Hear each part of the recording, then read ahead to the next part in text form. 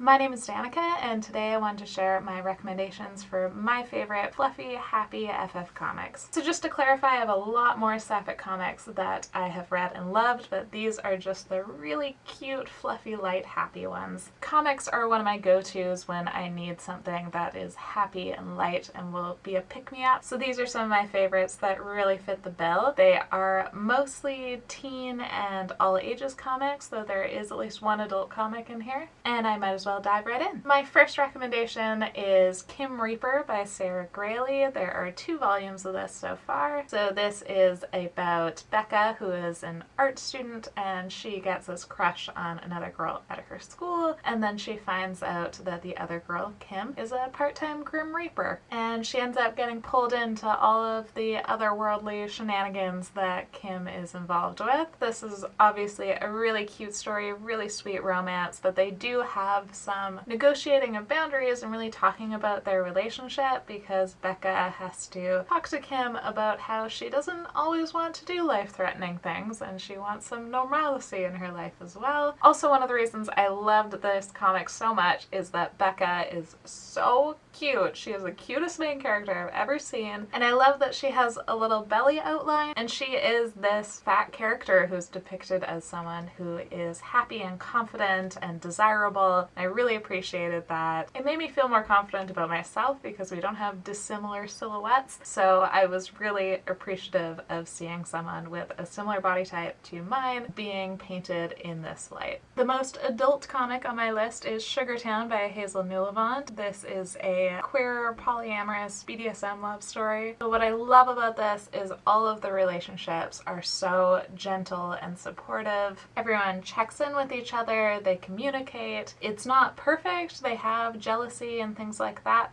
come up, but they talk it through. The art style is so gorgeous. This is a very short read, but I cannot recommend it highly enough. And of course I have to recommend Lumberjanes. It's hard to think that you don't already know about Lumberjanes, but in case you don't, it's a group of kids and teens of different ages and really different personalities who are at this supernatural summer camp together. It's really about the bond that these girls have with each other. They really become kind of a found family. That was my favorite part about this series, is the relationship that they have, how supportive they are of each other even though they are very different. They all have their own arcs and character development over the course of the series, and 2 of the girls begin a relationship. This is just so fun and ridiculous. Obviously, you should pick it up. And of course, I have Jem and the Holograms. I absolutely love Sophie Campbell's art style. It's super cute, really colorful. I appreciate the different body types that they have, and one of the subplots is a romance between these 2 girls in rival bands. I can't believe I've only read the first volume. I really have to go and pick up the other volumes because I adored this. And then another one is Space Battle Lunchtime, volumes 1 and 2 by Natalie Reese. This is an all-ages queer comic about a competitive cooking show in space, and I don't know how I could recommend this any better than that. When I finished volume 1, I thought, yeah, it's pretty obvious it's queer, but I guess technically you could still call it subtext. And then I started volume 2 and realized, no, this is definitely not just subtext. I really recommend reading the 2 volumes back to back because they're one continuous story in a lot of ways. The romance is really great. It's 2 of the competitors in this cooking show. So one of them is a human, the main character, who didn't know that she was going to a TV show in space. And this is her first experience that there are aliens. And then the other one is an alien who is her competition on this show, but they start up a little romance. So that's really cute. And then the plot is full of hijinks and things like the Cannibal Coliseum, where you have to compete to cook your competitors. But basically, if you love reality cooking and baking shows, as I do, and want to read a queer comic that is super cute, this is the perfect comic for you. Then I had to mention The Legend of Korra Turf Wars Volume 1. I've read the other volumes and they're good as well, but this one is particularly cute because if you finished Korra, if you haven't finished Korra, do that first. And if you haven't watched Avatar: The Last Airbender, do that first, and then watch Korra, and then come back and finish this video and then read this book. But basically this was the perfect follow-up to the end of the series for queer fans. So spoilers from this point, but this takes place immediately after Korra ends, and it makes it very obvious that they are in a romantic relationship, and that's why they were holding hands and staring into each other's eyes. And the first part of this book is basically just a romantic getaway for Korra and Asami in the spirit world, and it is adorable, and it was exactly what I wanted. And then, you know, there's a whole plot and like what you would expect from Korra, but really I was reading it just for those first few pages of their adorable getaway together. There's also other mentions of queer characters in the Avatar universe in this, so it makes it obvious that it's not just Korra and Asami, that there have been other avatars who are queer, other people who are queer in this universe, so I appreciate that as well. Another all-ages comic I have to recommend is the Evant series. This one gets into a little bit more of a serious plotline than I associate with the other fluffy books on this list, but the art style is so cute that it makes up for it. This is kind of a Lumberjanes meets Nancy Drew sort of comic. It's very 50s style. It's about a teenage girl who works part-time as a private investigator. It's a diverse cast, and I love just the way it's drawn and the way these characters are depicted. And of course, there is a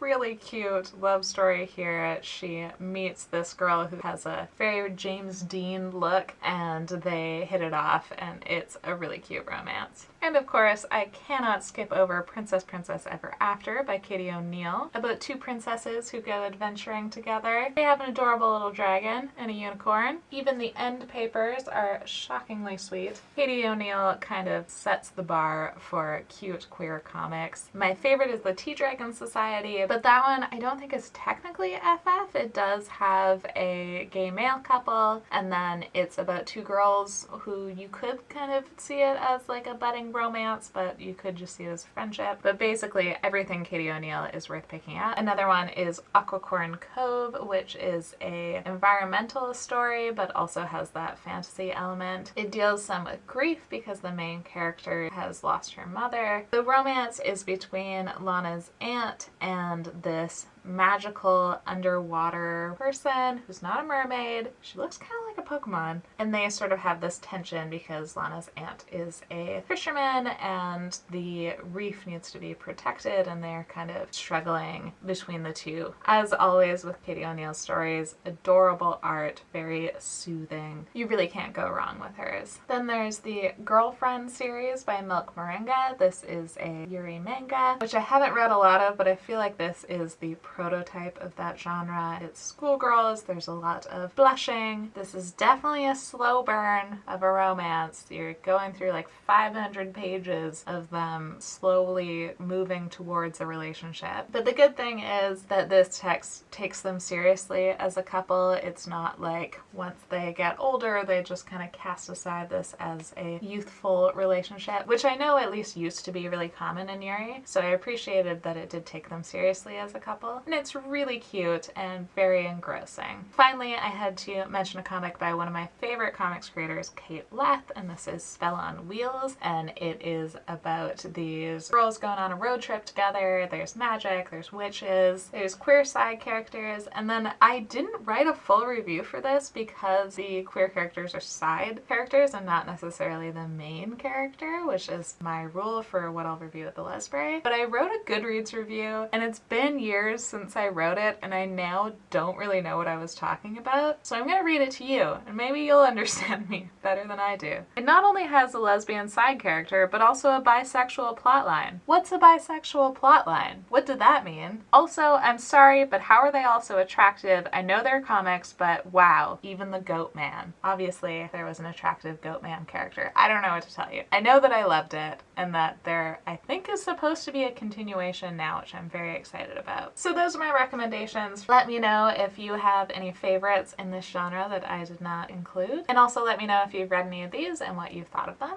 And thank you for watching.